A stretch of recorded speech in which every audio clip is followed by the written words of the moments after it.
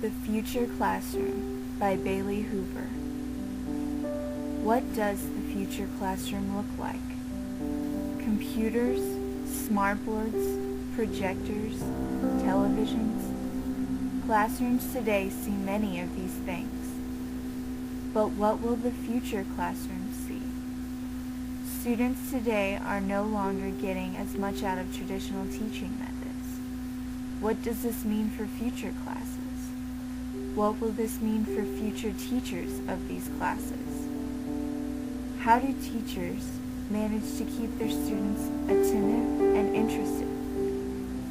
How do teachers adapt with something that is constantly changing?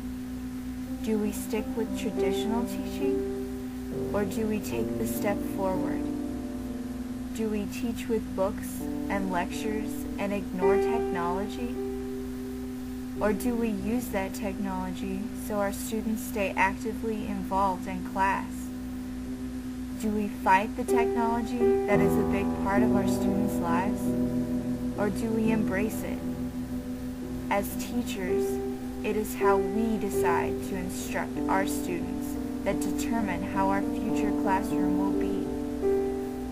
How will your future classroom look like? I know how mine will.